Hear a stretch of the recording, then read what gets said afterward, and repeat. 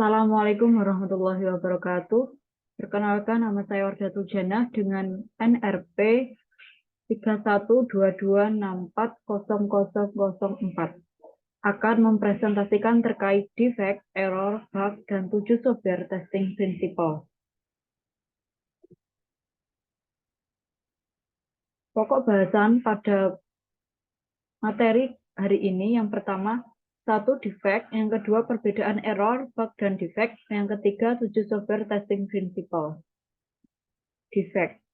Defect adalah kecacatan dalam software karena output tidak sesuai dari hasil yang diharapkan. Kecacatan ini datang dari sinkronisasi software yang tidak berjalan satu sama lain, sehingga produk atau proses software menjadi tidak sesuai dari yang diharapkan.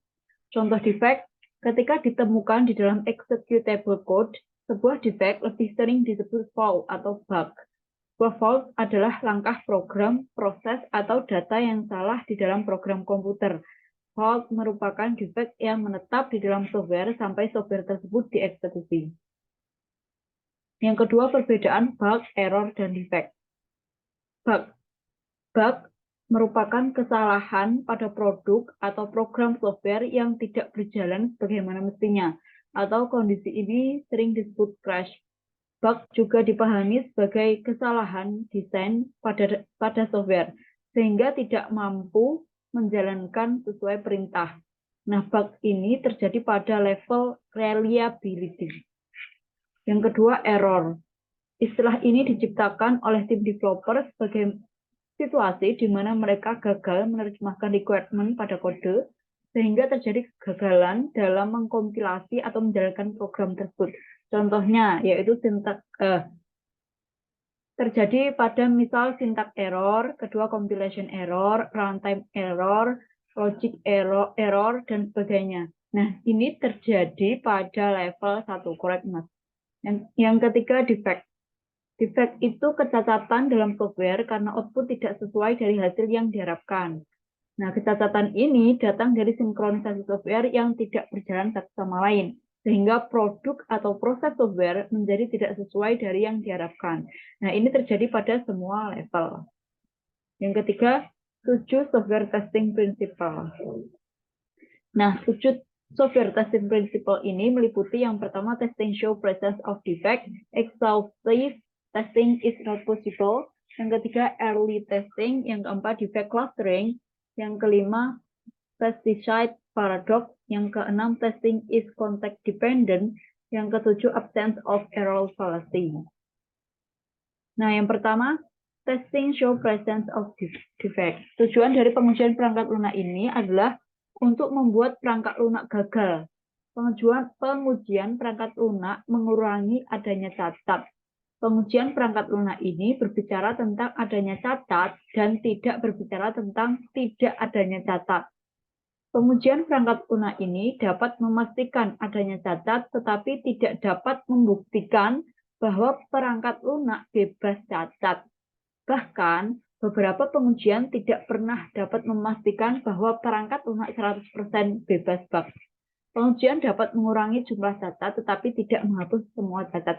Jadi, program itu kemungkinan tidak ada yang 100% bebas dari bug, bebas dari masalah.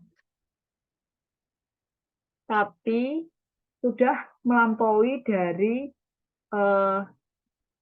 kriteria persen, berapa persen dari software yang boleh untuk dirilis. Gitu. Yang kedua, exhaustive testing is not possible, atau pengujian menyeluruh tidak mungkin dilakukan. Ini adalah proses pengujian fungsionalitas perangkat lunak di semua input yang mungkin atau valid atau tidak valid, dan prasyarat dikenal sebagai pengujian lengkap. Pengujian menyeluruh ini tidak mungkin berarti perangkat lunak tidak pernah dapat menguji di setiap kasus pengujian. Itu hanya dapat menguji beberapa kasus uji dan menganggap bahwa perangkat lunak itu benar dan akan menghasilkan keluaran yang benar di setiap kasus uji. Jika perangkat lunak akan menguji setiap kasus uji, maka akan membutuhkan lebih banyak biaya, tenaga, dan sebagainya yang tidak praktis. Yang ketiga, early testing. Untuk menemukan cacat pada perangkat lunak, kegiatan uji awal harus dimulai. Cacat yang terdeteksi pada fase awal SDLC akan sangat murah. Untuk kinerja perangkat lunak yang lebih baik, pengujian perangkat lunak akan dimulai pada tahap awal, yaitu pengujian akan dilakukan pada tahap analisis kebutuhan. Yang keempat, defect clustering atau pengelompokan cacat. Dalam sebuah proyek, sejumlah kecil modul dapat berisi sebagian besar cacat. Prinsip Pareto untuk pengujian perangkat lunak ini menyatakan bahwa 80% cacat perangkat lunak berasal dari 20% modul. Yang kelima, pesticide paradox atau paradoks pestisida. Mengulangi test case yang sama lagi dan lagi tidak akan menemukan bug baru. Jadi perlu meninjau kasus uji dan menambah atau memperbarui kasus uji untuk menemukan bug baru.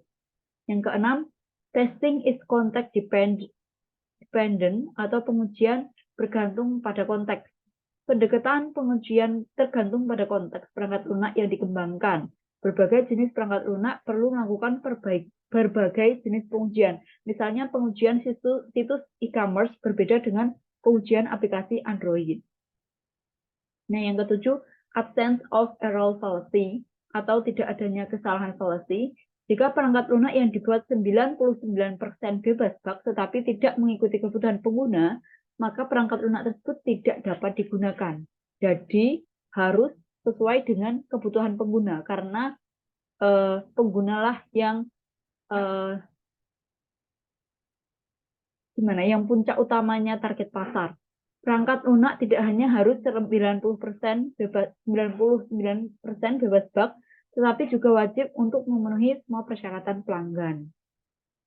Sekian, terima kasih presentasi dari saya. Kurang lebihnya mohon maaf. Wassalamualaikum warahmatullahi wabarakatuh.